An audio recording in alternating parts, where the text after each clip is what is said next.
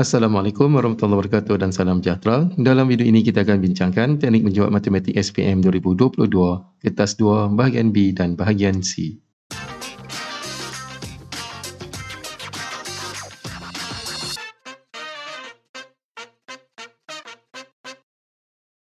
Dalam video kali ini kita akan bincangkan soalan percubaan dari negeri Kelantan. Kita lihat soalan kita pertama, iaitu soalan 11A. Raja di ruang jawapan menunjukkan pentagon M dilukis pada satu satah ke atas. Transformasi L ialah putaran 90 darjah ikut arah jam pada pusat 30. Transformasi S ialah translasi negatif 5, negatif 3. Lukis objek bagi pentagon M di bawah gabungan transformasi LS pada ruang jawapan yang telah disediakan. Jadi di sini diberi kepada kita adalah imej kepada objek, iaitu pentagon M pada ruangan jawapan. Kemudian transformasi yang dilakukan adalah transformasi L dan juga S. Secara umumnya untuk mendapatkan suatu imej, kita ada objek. Kemudian kita kena lakukan transformasi yang berada di sebelah kanan terlebih dahulu, iaitu S. Kemudian kita dapat imej. Kemudian kita buat sekali lagi transformasi, iaitu transformasi L, dan kita akan dapat imej kita yang terakhir, iaitu imej yang kedua di sini. Jadi untuk soalan ini kita diberi pentagon M. Pentagon M itu merupakan imej. Jadi kita kena dapatkan objek. Jadi ini bermaksud kita akan melakukan transformasi secara terbalik. Dalam arti kata yang lain, kita akan lakukan transformasi L dulu, kemudian diikuti oleh transformasi S.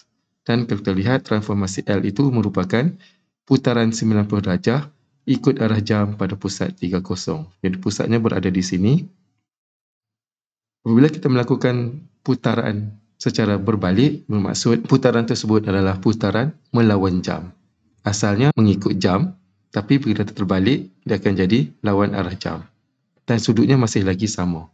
Jadi untuk mendapatkan objeknya, kita akan sambung bucu ke imej melalui pusat putaran. Jadi kita akan buat seperti huruf L seperti ini. Di sini kita akan buat seperti bentuk kipas. Ini di sini batang kipas kita ada 5, 1, 2, 3, 4, 5 dan daun ada 2. Jadi kita akan buat mula di sini 5, 2. Kemudian di sini 5, 2 dan di sini 5, 2. Kemudian 90 darjah lawan arah jam adalah berada di sini.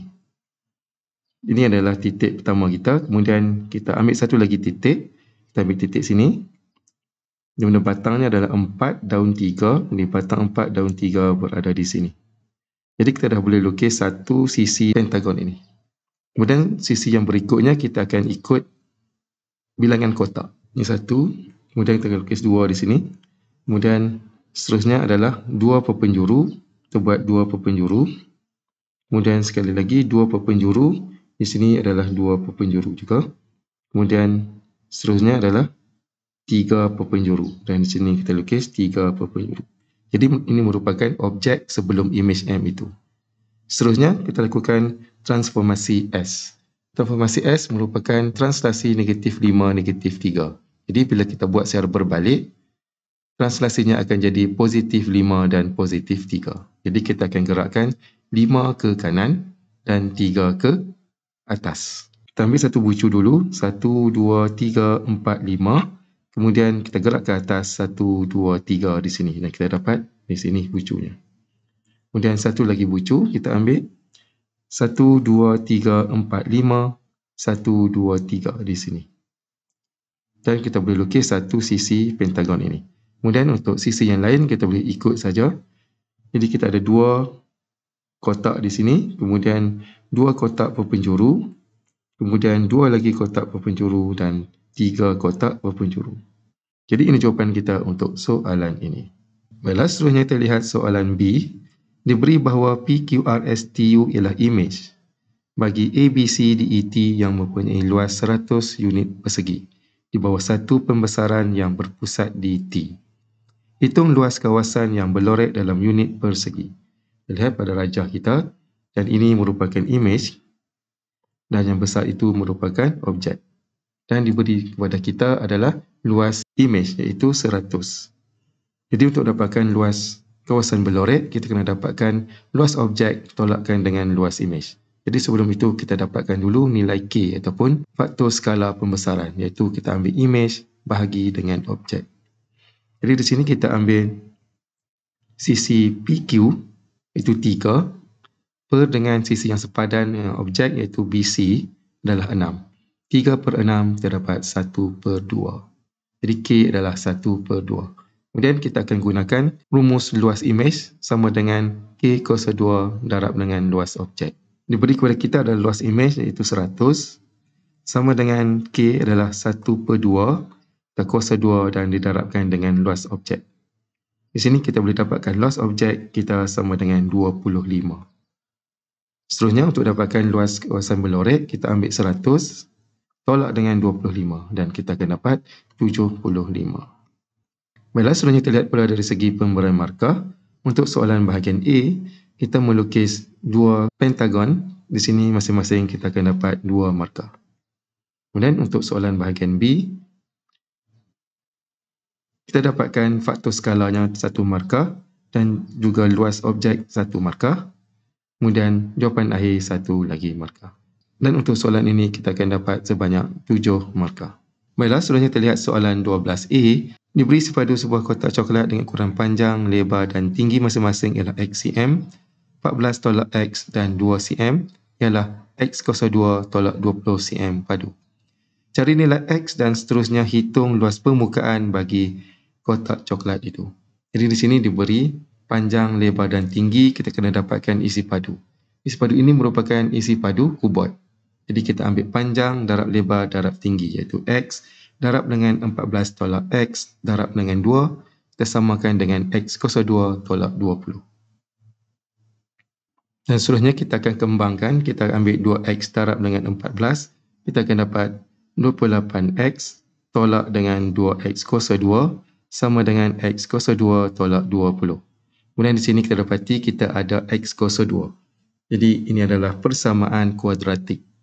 Jadi untuk selesaikan persamaan kuadratik, kita kena tulis dalam bentuk persamaan kuadratik iaitu AX kuasa 2 tambah BX tambah C sama dengan 0. Jadi kita akan tulis 28X tolak 2X kuasa 2 tolak X kuasa 2 tambah 20 sama dengan 0. Kemudian kita ringkaskan lagi sebutan kita. Kita akan dapat 28X tolak 3X kuasa 2 tambah 20 sama dengan 0. Di sini perkali bagi X kuasa 2 kita adalah negatif 3. Jadi selalunya kita akan biarkan perkali X kuasa 2 kita dalam nilai positif. Jadi di sini kita akan darabkan keseluruhan persamaan kita dengan negatif 1. Jadi kita akan dapat negatif 28X tambah 3X kuasa 2 tolak 20 sama dengan 0. Kemudian kita boleh susun kembali. Kita akan tulis 3X kuasa 2 tolak 28X tolak 20 sama dengan 0. Kemudian kita boleh menggunakan kaedah pemfaktoran. Di sini kita akan terus menggunakan kalkulator. Pertama sekali kita tekan menu, kemudian kita tekan A dan kita ambil 2 untuk polinomial dan degree-nya adalah 2. Kemudian nilai A kita tekan 3 sama dengan, seterusnya B negatif 28 sama dengan, kemudian C negatif 20 sama dengan. Kemudian kita tekan sama dengan, kita akan dapat nilai X kita adalah 10. Tekan sekali lagi sama dengan, kita dapat X kita adalah negatif 2 per 3. Seterusnya kita akan masukkan nilai di dalam kurungan, kita akan terbalikkan simbol. Jadi di sini X tolak 10, kemudian yang seterusnya adalah 3X tambah 2. Kita ada 2 jawapan, itu 10 dan negatif 2 per 3. Jadi jawapan akhir kita di sini, kita akan ambil X sama dengan 10. Kerana X ini dia melibatkan panjang. Kemudian kita dapatkan pula luas permukaan kotak tersebut. Kita lihat balik. Di sini kita ada 2 permukaan yang sama iaitu atas dan bawah. Kemudian kiri dan kanan, depan dan belakang. Jadi X ini kita letakkan sebagai 10. Kemudian 14 tolak 10 kita dapat 4. Dan di sini adalah 2. Jadi kita akan cari luas masing-masing pada permukaan tersebut. Permukaan yang pertama adalah 10 darab dengan 4 dan darab dengan 2 sebab ada 2 permukaan. Tambah dengan 4 darab 2 darab juga dengan 2.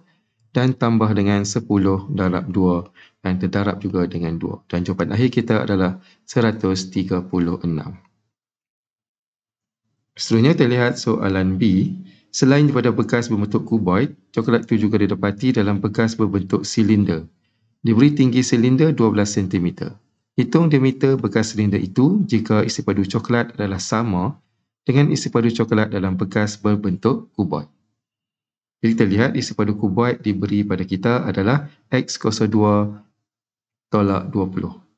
Jadi kita akan samakan isi padu tersebut dengan isi padu silinder, iaitu pi J02T sama dengan X02 tolak 20. Jadi X di sini adalah 10, di 10 02 tolak 20, kita akan dapat 80. Kemudian kita gantikan nilai pi 22/7, darabkan dengan J02 dan darabkan dengan tinggi telah pun diberi, iaitu 12 sama dengan 80. Kemudian kita terus menggunakan kalkulator. Kita katakan 22/7 darabkan dengan X02. Di sini kita gantikan J dengan X, darab dengan 12, kemudian alpha calculate 80. Kemudian kita tekan shift, calculate dan kita tekan sama dengan. Dan jawapan kita untuk J sama dengan 1.46. Dan soalan bertanyakan tentang diameter, jadi kita darabkan dengan 2. Dan jawapan akhir kita yang kita akan dapat di sini adalah 2.91. Seterusnya dari segi pemberian markah, kita menulis persamaan yang pertama ini, kita akan dapat 1 markah, kemudian kita ringkaskan menjadi bentuk arm persamaan kuadratik 1 markah. Seterusnya kaedah pemfaktoran 1 markah dan jawapan untuk X 1 lagi markah. Kemudian untuk soalan bahagian B, langkah pengiraan di sini kita akan dapat 2 markah dan jawapan akhir 1 lagi markah. Kemudian untuk soalan isi padu, kita mendapatkan 80 untuk isi padu kuboid 1 markah. Kemudian rumus bagi silinder yang digantikan dengan nilai yang betul 1 lagi markah. Seterusnya kita dapatkan nilai J 1 markah dan jawapan akhir 1 lagi markah. Dan markah keseluruhan untuk soalan ini adalah sebanyak 11 markah. Baiklah, seterusnya terlihat soalan nombor 13A. Pelajar 5 di bawah menunjukkan 4 corak pertama dalam satu pola. Satu Roman bentuk satu kesimpulan induktif bagi bilangan segi 4 sama pada corak ke N. Lihat pertama sekali kita ada 1, kemudian kita ada 3, seterusnya kita ada 5 dan seterusnya kita ada 7. Dan kalau kita lihat berlaku pertambahan sebanyak 2 kotak apabila dia merentas setiap corak.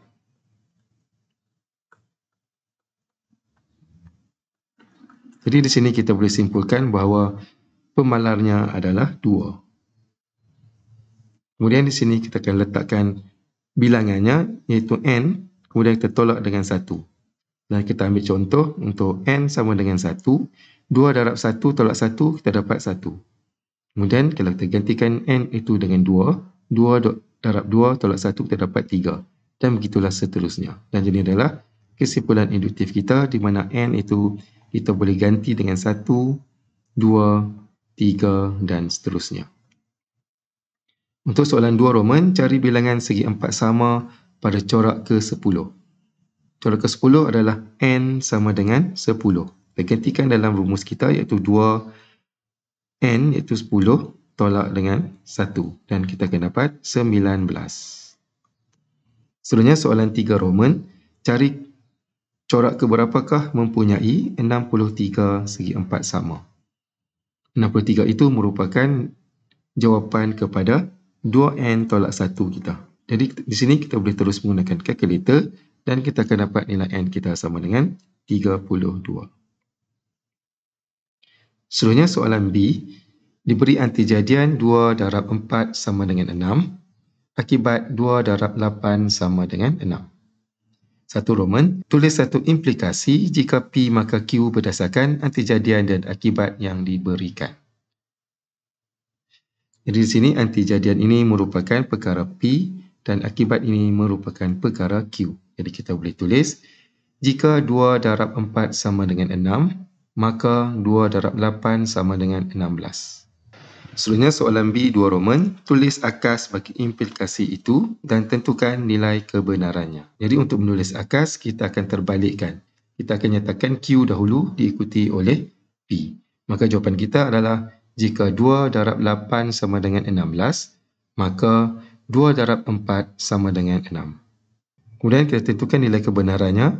2 darab 4 tak sama dengan 6. Dia bukan 6, dia adalah 8. Jadi nilai kebenaran untuk akas ini adalah palsu. Seterusnya kita lihat pula dari segi pemberi markah. Untuk soalan A, 1 Roman, kita akan dapat 2 markah. Soalan A, 2 Roman, 2 markah. Dan soalan A, 3 Roman, 2 lagi markah. Kemudian untuk soalan B, 1 Roman, kita akan dapat 1 markah. B, 2 Roman, kita akan dapat 1 markah untuk akas dan 1 markah lagi untuk nilai kebenarannya. Jadi markah keseluruhan untuk soalan ini adalah sebanyak 9 markah. Baiklah, selanjutnya kita lihat soalan nombor 14. Jadual 2 menunjukkan taburan kekerapan longgokan bagi amaun dalam ringgit Malaysia yang dibelanjakan oleh 120 orang pelanggan di sebuah emporium. Soalan A, untuk caraian soalan ini, gunakan kertas graf yang disediakan. Menggunakan skala 2 cm kepada RM10 pada paksi X dan 2 cm kepada 20 orang pelanggan pada paksi Y. Lukis satu OGIF bagi data itu. Kunci di sini adalah OGIF. Jadi untuk melukis OGIF, paksi mengufuknya kita akan gunakan sempadan atas. Jadi untuk mendapatkan sempadan atas, kita akan tambah 0.5 pada setiap had atasnya. Jadi di sini kita dapat 30.5. Ini kita akan gunakan untuk paksi mengufuk, iaitu paksi X. Manakala untuk paksi Y pula, kita akan gunakan kekerapan longgokan. Dan kita kena pastikan bahawa kekerapan longgokan kita mesti bermula dengan sifar. Jadi kita kena dapatkan sempadan atas sebelum 30.5 iaitu 20.5. Pertama sekali kita akan lukis paksi mengufuk dan paksi mencancang sebagaimana telah pun diberi pada skalanya. Kemudian kita akan pelotkan kekerapan longgokan seperti ini. Dan seterusnya kita akan sambungkan titik-titik ini dengan satu garis lengkung yang mengenai semua titik. Ini jawapan kita untuk soalan A. Seterusnya untuk soalan B, berdasarkan OGIF yang dilukis di A, 1 Roman, bina plot kotak bagi data itu pada graf di A. Jadi kita akan bina plot kotak. Untuk mendapatkan plot kotak, kita perlu dapatkan nilai minimum, kemudian kita dapatkan kuartil pertama, kemudian kita dapatkan median, seterusnya kita kena dapatkan kuartil ketiga dan akhir sekali kita kena dapatkan nilai maksimum. Jadi kita akan pelotkan kelima-lima nilai ini. Dan untuk mendapatkan nilai-nilai ini, kita akan berpandukan kepada OGIF yang kita lukis sebentar tadi. Bila di sini kita dapati bahawa nilai mediannya di sini adalah 60, iaitu 1/2 daripada data. Jadi di sini adalah nilai median. Seterusnya kita dapatkan pula kuartil pertama, itu 1/4 daripada 120 bersama dengan 30 dan ini adalah kuartil pertama. Kemudian seterusnya adalah kuartil ketiga bersama dengan 90 dan ini adalah nilainya untuk kuartil ketiga. Langkah pertama untuk melukis plot kotak, kita akan lukis paksi X-nya. Dan paksi X adalah sama dengan paksi X pada OGIF. Kita lukis kembali seperti ini. Kemudian kita akan tanda nilai minimum dulu. Nilai minimum di sini adalah nilai yang ada kekerapan. Kita tak ambil kosong tu. Nilai kekerapan di sini paling minimum adalah 6, iaitu 30.5. Kita akan plotkan 30.5. Dan seterusnya kita akan plotkan kuartil pertama kita sebagaimana yang ada pada OGIF kita. Dan seterusnya nilai median. Kemudian nilai kuartil ketiga dan akhir sekali nilai maksimum. Itu paling maksimum sekali 100.5. Kemudian kita akan sambungkan titik minimum ke kuartil pertama. Kemudian di antara kuartil pertama dan kuartil ketiga, kita akan bina kotak seperti ini. Dan seterusnya, untuk nilai median, kita akan buat satu garis menegak seperti ini. Dan akhir sekali, kita sambungkan titik maksimum ke kuartil ketiga seperti ini. Dan ini jawapan kita untuk soalan B. Seterusnya, kita lihat pula dari segi pemberian markah. Untuk soalan A, kita melukis paksi X dan paksi Y yang seragam dan satu markah. Kemudian kita plotkan semua titik dengan betul, 2 markah dan bentuk OGIF kita satu lagi markah. Seterusnya untuk soalan B, kita melukis paksi 1 markah, kemudian kita plotkan semua titik dengan betul, kita dapat 2 markah dan bentuk plot kotak kita satu lagi markah. Kemudian sebelum itu kita lihat kita masih ada satu lagi, soalan B2. Nyatakan bentuk taburan data tersebut. Dan kalau kita lihat di sini, kebanyakan data kita adalah berada di sebelah kiri. Jadi jawapan kita adalah bentuk data kita adalah pencong kanan. Dan untuk soalan ini kita akan dapat satu lagi markah. Dan markah keseluruhan untuk soalan ini adalah sebanyak 9 markah. Seterusnya kita lihat soalan nombor 15. Anda tidak dibenarkan menggunakan kertas graf untuk menjawab soalan ini. Di sini diberi kepada kita bentuk. Seterusnya kita lihat pada soalan. Pada ruang jawapan lukis dengan skala penuh, dongakkan pepejal itu pada satah mencancang yang selari dengan LA sebagaimana dilihat dari X. Kemudian untuk B, dongakkan pepejal itu pada satah mencancang yang selari dengan AB sebagaimana dilihat dari Y. Okay, pertama sekali adalah dari pandangan X, dan apakah yang kita akan nampak dari pandangan X adalah seperti berikut. Kita akan nampak permukaan-permukaan ini.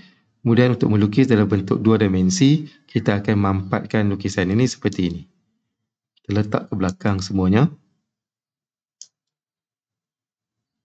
Jadi bentuk yang akhir yang kita akan dapat adalah seperti ini. Jadi kita akan lukis pada ruangan pandangan X. Sebelum itu kita kena lukis garis binaan terlebih dahulu. Iaitu kita sambungkan garis ini panjang seperti ini. Kemudian kita akan lukis garisan luar terlebih dahulu, panjang mengufuk, iaitu LA di mana panjang adalah 6 cm. Kemudian kita buat garis menegak seperti ini dan satu lagi garis mendatar di atas.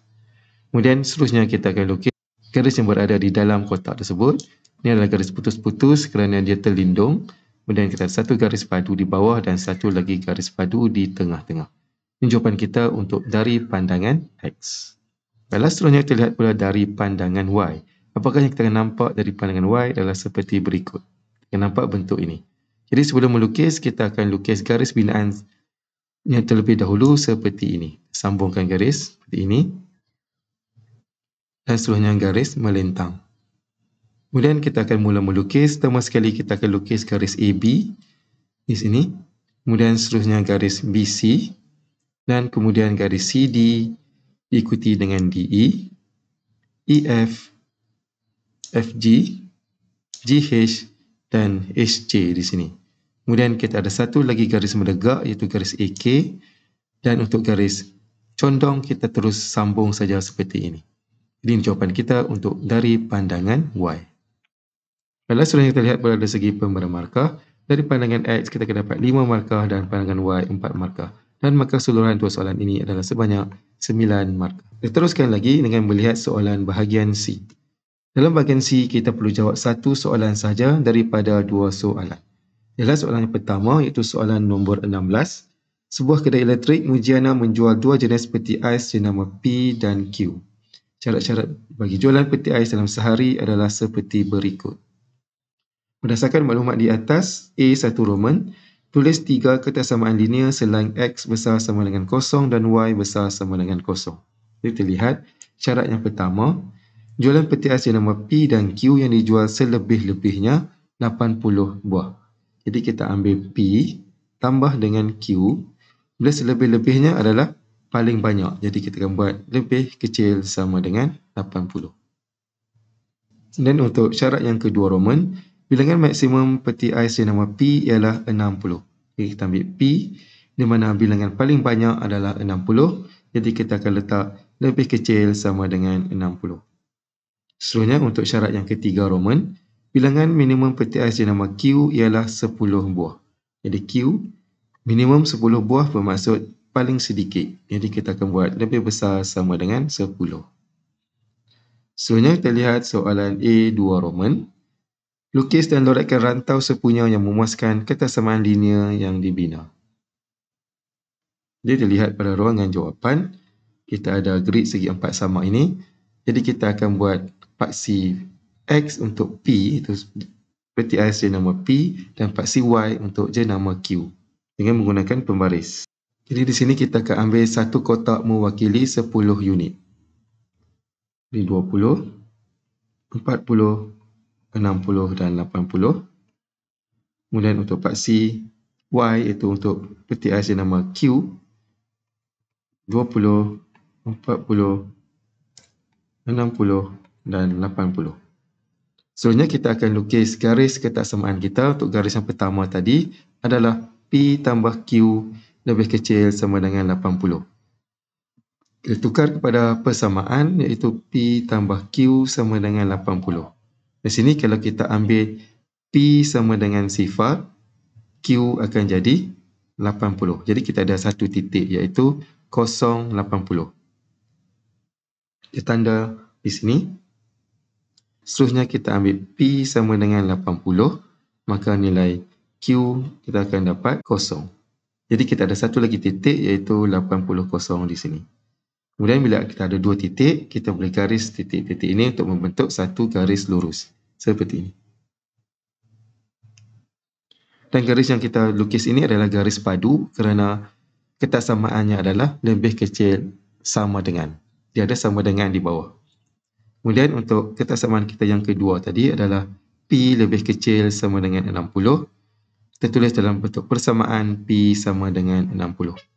Jadi di sini kita akan ambil P sama dengan 60, iaitu satu garis menegak seperti ini. Dan garisnya juga adalah garis padu kerana dia ada simbol sama dengan di bawah. Kemudian untuk ketaksamaan kita yang ketiga, Q lebih besar sama dengan 10. Kemudian kita tulis dalam bentuk persamaan Q sama dengan 10. Kita ambil Q sama dengan 10, kita buat satu garis melintang seperti ini.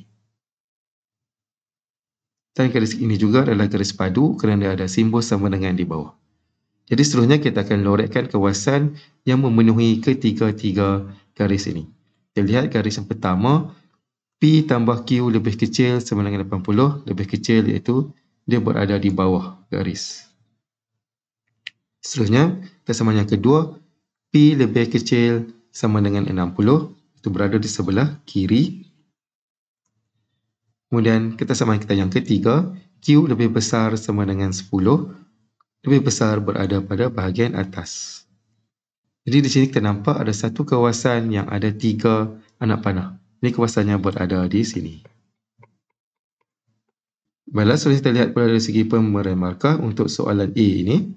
Untuk 16A 1 Roman, kita dapat 1 markah, 2 Roman 1 markah dan 3 Roman 1 markah. Kemudian untuk A2 Roman, kita akan dapat 1 markah masing-masing untuk setiap garis ketaksamaan dan 1 lagi markah untuk kawasan berlorek. Dan untuk soalan A ini kita akan dapat 7 markah. Seterusnya kita lihat soalan B. Encik Shihan ingin membeli sebuah peti ais untuk rumahnya. Jadual menunjukkan jangka hayat bagi dua jenis jenama peti ais P dan Q yang dijual oleh kedai elektrik Mujiana. Berdasarkan data tersebut, peti ais manakah yang patut Shihan beli? Justifikasikan jawapan anda. Sini kita ada data dan data ini adalah data terkumpul. Kita ada jangka hayat iaitu kelas pertama 0 sehingga 0.9 tahun dan paling akhir 4.0 sehingga 4.9.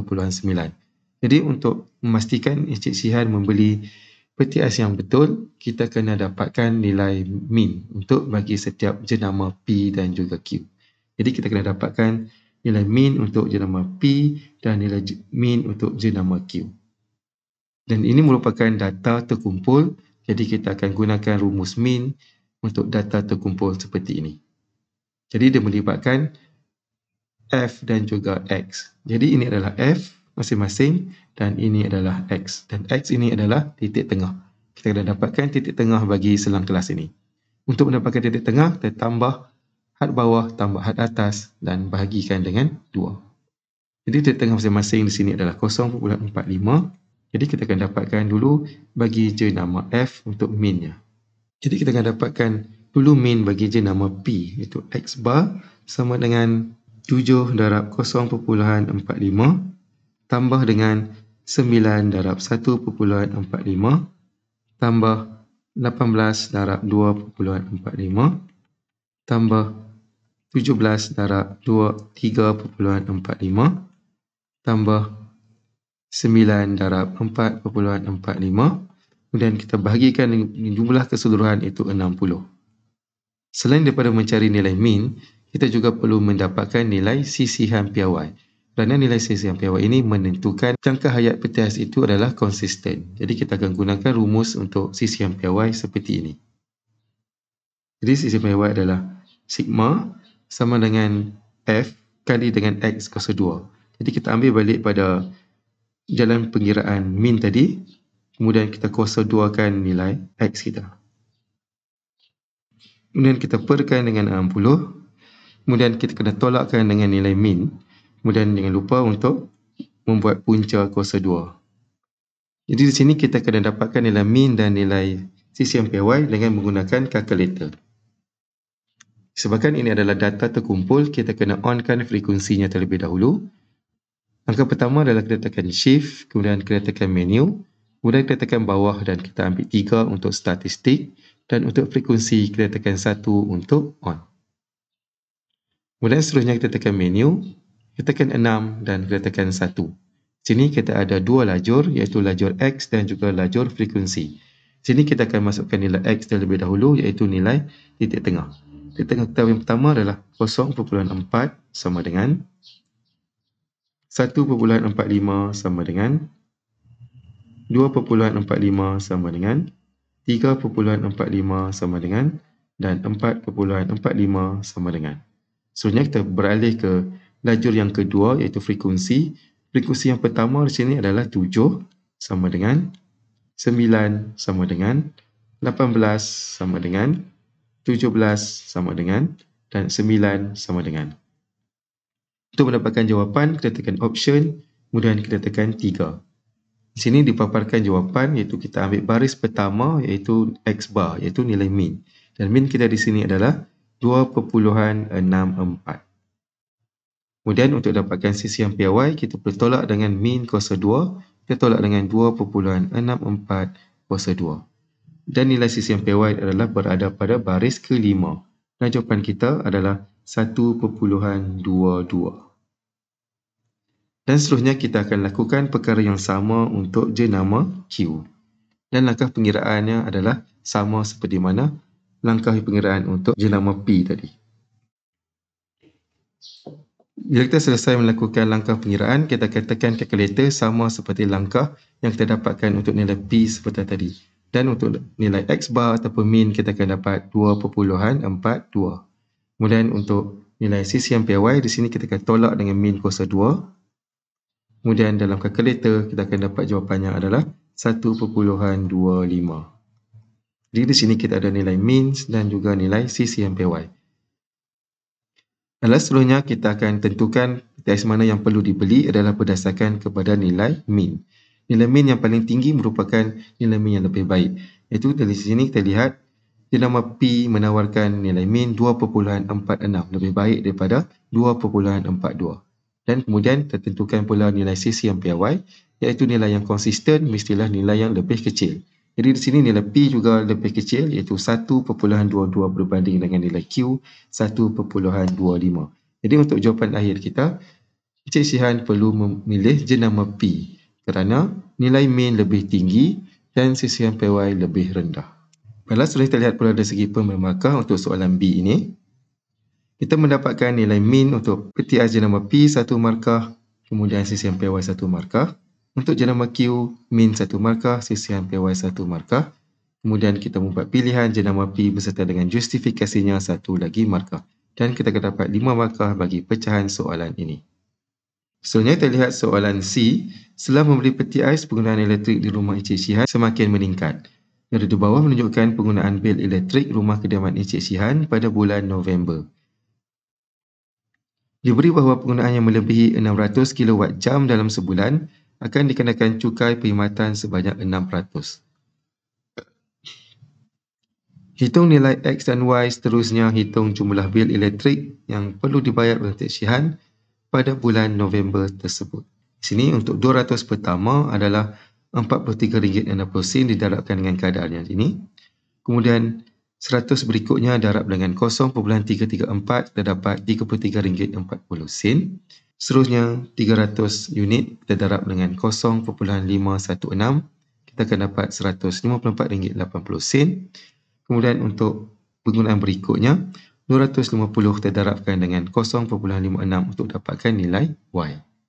Jadi kita ambil 250 darab dengan 0.546, kita akan dapat RM136.50. Kemudian untuk mendapatkan jumlah keseluruhan kos elektrik ini, kita akan tambah keseluruhan ini. Dan dalam masa yang sama, didapati bahawa penggunaannya melebihi 600 kWh. Itu berada pada kedudukan ini.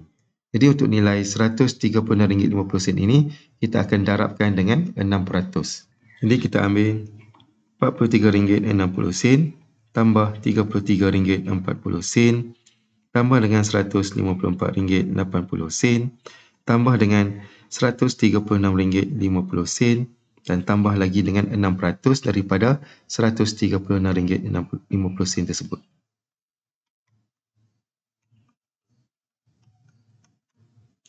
Dan jawapan akhir kita akan dapat RM376.49. Seterusnya dari segi pemberi markah, kita mendapatkan nilai Y 1 markah, kemudian langkah pengiraan 1 markah dan jawapan akhir 1 markah. Dan kita akan dapat 3 markah untuk pecahan soalan ini. Dan secara keseluruhan, maka untuk soalan nombor 16 ini kita akan dapat 15 markah. Seterusnya kita lihat soalan yang kedua, itu soalan nombor 17. Puan Sarah merupakan seorang guru di sebuah sekolah menengah di Kelantan. Beliau telah membeli sebuah rumah banglo untuk didami bersama keluarganya. Berikut adalah maklumat bayaran rumah yang dibelinya. Bayaran pendahuluan adalah 30%, harga RM500,000. Kadar pinjaman tetap 5.5% tahun, tempoh pinjaman 30 tahun. Soalan A, hitung bayaran ansuran rumah yang perlu dibayar oleh Puan Sarah. Kata kunci di sini adalah bayaran ansuran rumah. Untuk mendapatkan bayaran balik, kita akan menggunakan rumus nombor 9, iaitu A sama dengan P tambah PRT. Jadi P di sini adalah prinsipal, iaitu jumlah pinjaman yang dibuat oleh Puan Sarah. Kita lihat di sini bayaran pendahuluan adalah 30%, jadi pinjamannya adalah 70% sahaja daripada nilai rumah tersebut terdarab dengan RM500,000. Dan nilai P di sini kita akan dapat RM350,000. Kita ganti dengan 350,000 tambah dengan P lagi sekali 350,000 darab dengan R, kadarnya adalah 5.5%, dan darabkan dengan tempoh 30 tahun. Kemudian kita lihat soalannya adalah bayaran ansuran bulanan untuk rumahnya. Kita bahagi dengan tempoh bayaran, iaitu 30 tahun didarabkan dengan 12. Seterusnya kita terus tekan kalkulator dan kita akan dapat jawapan akhir kita adalah RM2,576.39. Seterusnya dari segi pemberian markah, kita mendapatkan 70% daripada harga rumah tersebut, kita dapat 1 markah, langkah perkiraan 1 markah dan jawapan akhir 1 markah. Dan kita akan dapat 3 markah bagi pecahan soalan ini.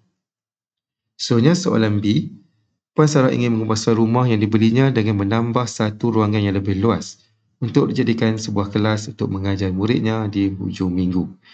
Dia menyiapkan ubasan rumah tersebut, diperhatikan bahawa masa yang diperlukan T minit untuk mengecat ruangan yang ditambah itu meningkat apabila luas ruang yang ingin ditambah R.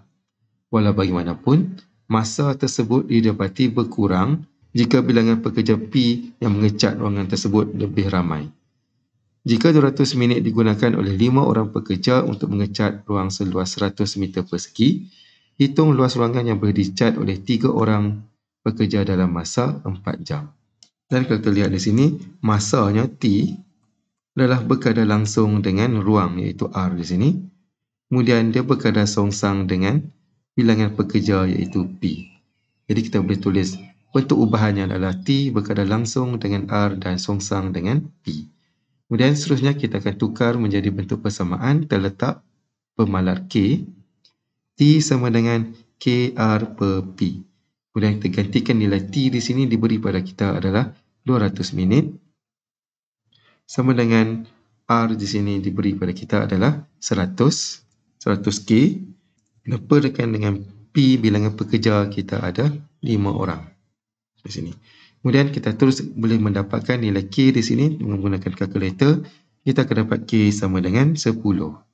Kemudian kita boleh tulis persamaan kita T sama dengan 10R per dengan P. Seterusnya adalah 3 orang pekerja. Jadi kita gantikan pula P itu dengan 3 dan masa di sini adalah 4 jam. Masa tadi kita kira dalam unit minit. Jadi 4 kita darabkan dengan 60 untuk dapat unit minit. 240 minit sama dengan 10 R per dengan 3. Dan kita terus tekan kalkulator dan kita dapat nilai R sama dengan 72.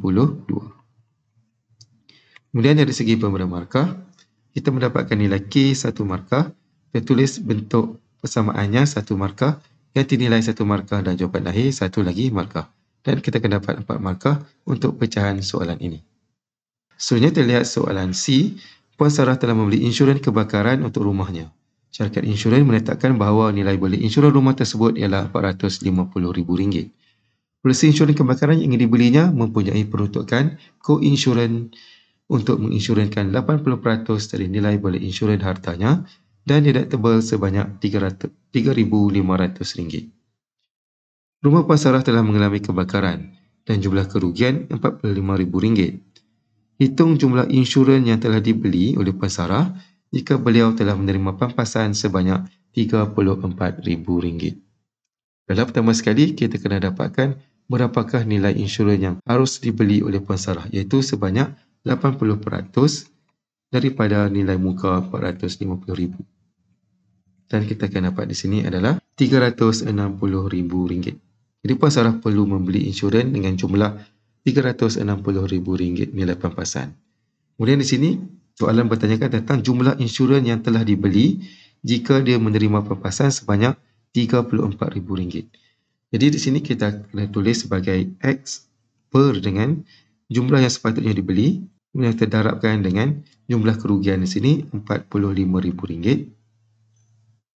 Tolak dengan deductible RM3,500 dan Puan Sarah dapat pampasan RM34,000.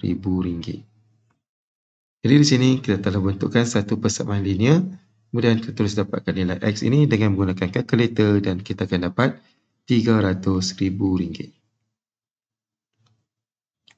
Selanjutnya dari segi pemberian markah, langkah pengiraan di sini kita dapat 2 markah dan jawapan akhir 1 lagi markah. Dan kita akan dapat 3 markah untuk pecahan soalan ini. Selanjutnya untuk soalan D, pelajar di bawah menunjukkan lukisan berskala ruang yang ditambah oleh Puan Sarah. Skala lukisan ini adalah 1:50. Puan Sarah ingin memasang jubin pada keseluruhan ruang tersebut. Beliau ingin menggunakan jubin yang berukuran 30x30 cm yang berharga RM2.40 sekeping. Puan Suami Sarah mencadangkan jubin 50x50 cm yang berharga RM5.60 sekeping. Hitung beza harga jubin pilihan Puan Sarah dan suaminya. Seterusnya, nyatakan jubin manakah yang harus dipilih Puan Sarah jika beliau ingin berjimat. Nyatakan alasan untuk jawapan anda. Sini merupakan lukisan berskala 1:50. Jadi di sini adalah 8 cm, sini adalah 7. Di sini kita ada 2 ruang, ruang A dan juga ruang B. Jadi kita akan nyatakan dalam ukuran sebenar. Ini adalah skala 1:50. Jadi untuk ukuran sebenar kita akan darabkan dengan 50 masing-masing di sini. Jadi panjang sebenarnya di sini kita akan dapat 10,000 cm. Kemudian untuk lebar 15 cm darab dengan 50, kita akan dapat 750 cm. Kemudian di sini darab dengan 50, kita dapat 350 dan di sini darab dengan 50, kita dapat 400. Jadi kita akan cari luas A tambah dengan luas B. Jadi kita ambil 10,000 darab dengan 750 tambah dengan luas B 400 darab dengan 350 dan kita dapat luas keseluruhan adalah sebanyak 890,000 cm persegi. Kemudian kita akan ukur bagi jubin yang dipilih oleh Puan Sarah. Kita labelkan sebagai jubin yang pertama. Kita ambil 890,000 ini, bahagikan dengan luas bagi jubin iaitu 30 darab 30. Kemudian kita darab pula dengan harga seunit RM2.40 dan kita akan dapat kosnya adalah RM2,373.33. Kemudian kita lihat pula untuk jubin yang kedua pilihan suaminya. Kita ambil RM980,000 per dengan luasnya 50x50.